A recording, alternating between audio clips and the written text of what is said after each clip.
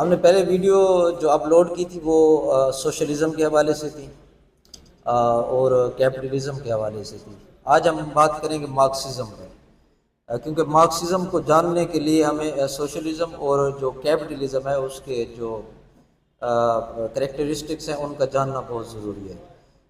اس لیے آج ہم سٹارٹ کرتے ہیں مارکسزم کیا ہے، اس کے اور اس کے بعد ہم اس کے اجزائے ترکیبی جو ہے وہ شامل کریں گے اس میں۔ تو ہم سٹارٹ کر رہے ہیں مارکسزم۔ تو دوستو آج ہم مارکسزم پہ تھوڑا بہت بات کرنے والے ہیں۔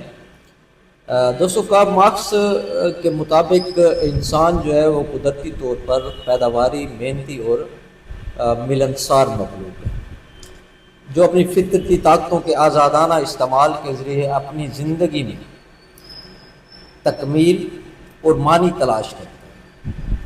وہ اپنی تخلیقات کے ذریعے اپنے آپ کو پورا کرتا ہے، خود کو پورا کرتا ہے، تاکہ جو وہ تخلیق جو کرتا ہے اس کا اظہار ہو کہ وہ کیا ہے۔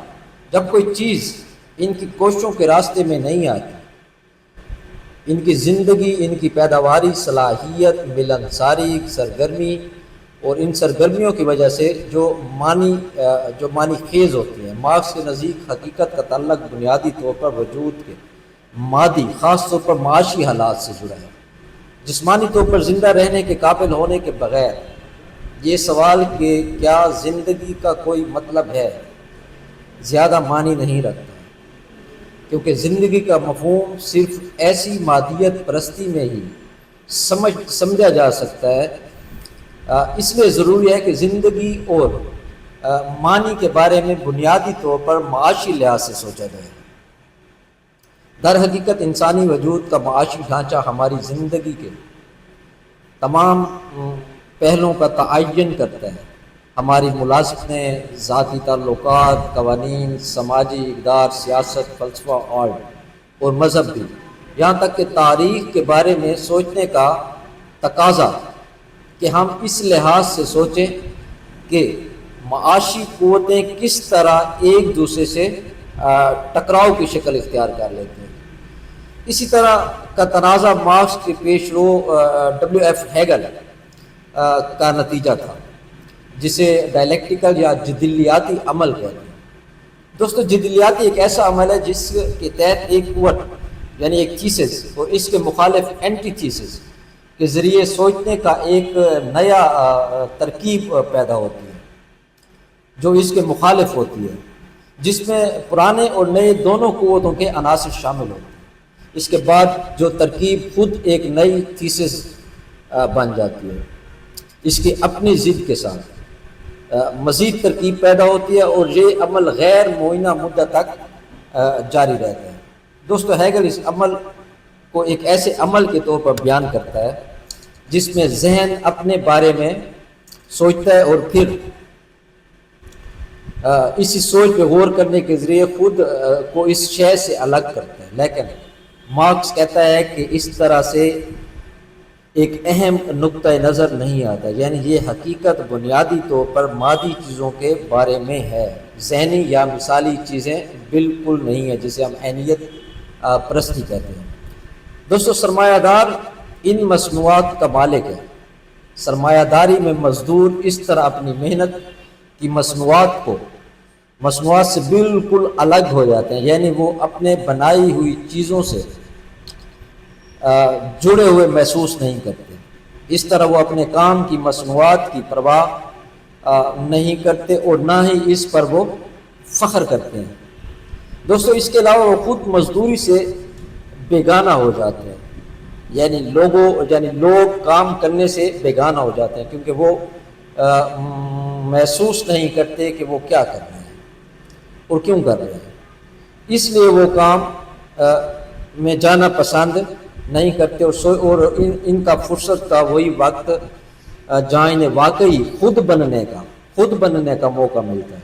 سرمایہ داری میں محنت تقسیم کاریگروں کو غیر ہنرمند، غیر مطمئن اور غیر ٹیلنٹ شدہ مزدوروں سے بدل دیتی ہے۔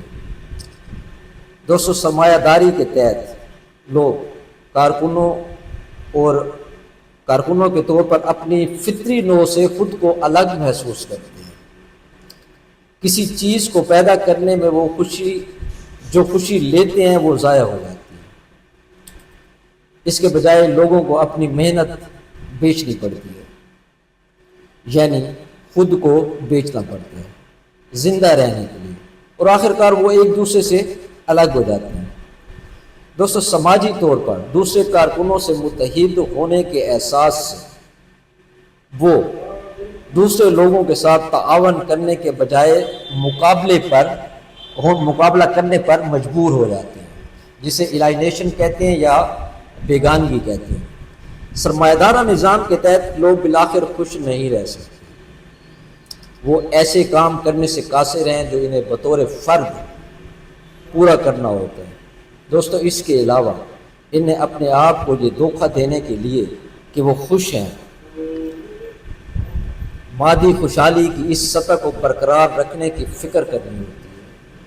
دوستو، یہ خود فریبی ہے، کیونکہ وہ یہ نہیں پہچانتے کہ سرمایہ داری کے مٹانے والی چیزوں کی جگہ کس طرح مادی املاک کی کوئی مقدار نہیں لے سکتی، یعنی اس چیز کو پیدا کرنے سے مطمئن رہنے کا احساس جو ہمیں ایک کمیونٹی کے ممبر کے طور پر پورا کرنا ہوتا ہے، جہاں سرمایہ داری جیسا معاشی نظام انسانوں کو یا تو ان کی محنت کی پیداوار، ان کی تعریف کرنے والے کام یا دوسرے انسانوں سے بالکل الگ تھلگ کر دیتا ہے۔ وہ مایوسی، بوریت اور ناراضگی کی زندگی گزارنے پہ پابند ہو جاتے ہیں۔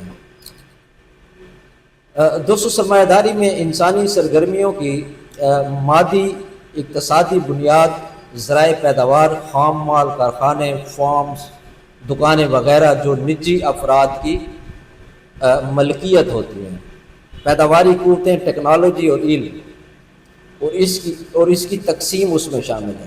لیبر، پیداوار کے سماجی تعلقات، جب لوگوں کا ایک طبقہ پیداوار کے ذرائع، قوتوں اور تعلقات کو کنٹرول کرتا ہے تو وہ سوچ، قانون، مذہب، آرٹ اور ریاست کے ڈھانچے کو کنٹرول کر رہا ہوتا ہے۔ اس طرح ریاست سپر سٹرکچر کا ایک عنصر ہے جسے حکمران طبقے، جسے بروزوازی طبقہ کہتے ہیں، باقی سماج پرولتاری طبقے پر اپنا تسلط برقرار کرنے کے لیے استعمال کرتے ہیں۔ سماجی پیداوار کی بنیادوں میں ہیرا پھیری کرتے ہوئے جو لوگ اقتدار میں ہیں وہ غیر ضروری ضروریات پیدا کرتے ہیں یا ایسی مصنوعات تیار کرتے ہیں جو حقیقی ضروریات کو پورا کرنے میں ناکام رہتی ہیں۔ مثال کے طور پر ایسی مصنوعات بنا کر جو زیادہ دیر تک نہیں چلیں گی، اپنے لیے منافع کی ضمانت پر کہ شے استعمال ہوگی، ختم ہوگی اور پھر خریدی جائے گی۔ دوستو، سرمایہ داری یہ سمجھتی ہے کہ معاشرے میں مسابقت اور دولت اور طاقت کی غیر مساوی تقسیم نہ صرف قابل قبول ہے بلکہ فطرتی اور مطلوب بھی ہے۔ اس طرح مادی معاشی حالات حکمران طبقے کے خیالات کو تقویت دیتے ہیں، جن کے خیالات کو منظم کرنے کے طریقے وہ ذریعہ بن جاتے ہیں جن کے ذریعے ثقافت اس بات کی شناخت کرتی ہے کہ سوچ کیا ہے۔ دوستو، جیسے جیسے ٹیکنالوجی کا عروج ہوتا ہے، ٹیکنالوجی ترقی کرتی ہے، مادی بنیاد میں تبدیلیاں آتی ہیں، بشمول کسی طرح افراد کو ماہرین کے طور پر بیان کیا جاتا ہے، اور اس طرح کی تبدیلیوں سے کارکنوں کا ایک نیا طبقہ ہوتا ہے جو محض کارکن کہلانے سے راضی نہیں ہوتا۔ ان کے مطالبات اور نئی مجموعی طاقت کا نتیجہ یہ نکلتا ہے کہ ریاست پیداوار کے ذرائع پر اس طرح کنٹرول حاصل کر لیتی ہے کہ بقا کے لیے درکار خام مال پر اب کوئی بھی ذاتی طور پر مالک نہیں رہتا۔ یہ ایک کمیونسٹ انقلاب کا سوشلسٹ مرحلہ ہے۔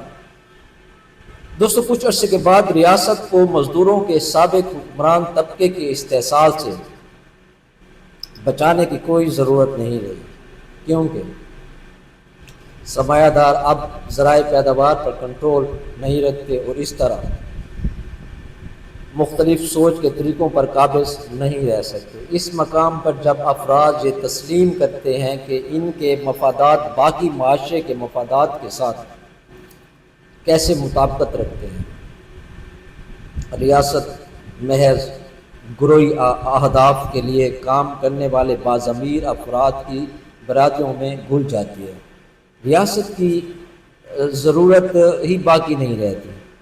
دوستو یہ ہے حقیقی کمیونزم۔ دوستو اس لیکچر میں ہم نے کچھ اصطلاحات استعمال کیے ہیں، جیسے ڈائلیکٹیکل اور دوسرا الائنیشن۔